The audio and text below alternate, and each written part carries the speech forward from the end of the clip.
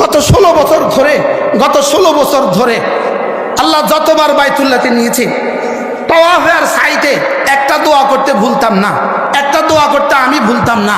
আল্লাহ ওই দিন আমাকে দেখাও যেদিন তারা পালাবে, যেদিন তারা কি করবে বলেন।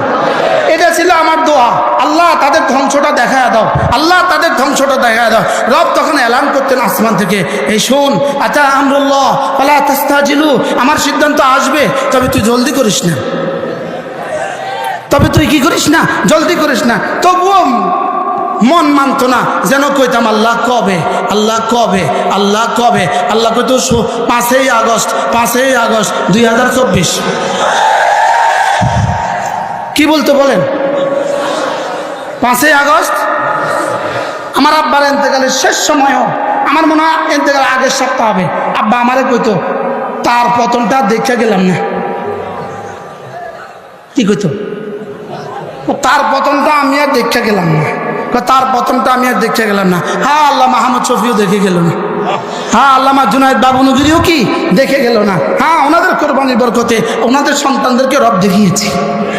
কি ভাই, আল্লাহ তাআলা 5ই আগস্ট বাছাই করলেন কেন? এই 5 তারিখটা নিলেন কেন? 5 তারিখটা নিলেন, এর আগে একটা 5 ইতিহাস ছিল। 5ই মে একটা ইতিহাস ছিল, 2013 সাল। কি ছিল বলেন, কি ছিল? 5ই মে একটা কি ছিল?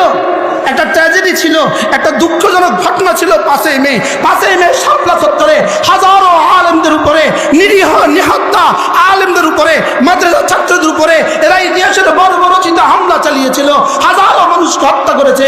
রব সেই 5-এর জবাবে 5ই আগস্ট ঘটিয়েছে। এজন্য 5ই আগস্ট মূলত কিসের জবাব বলেন? বলেন তিলকা বেতিলকা বলেন, এটা ওইটা বলেন, কোনটা কোনটা? 5ই আগস্ট কিসের জবাবে? 5ই মের জবাবে।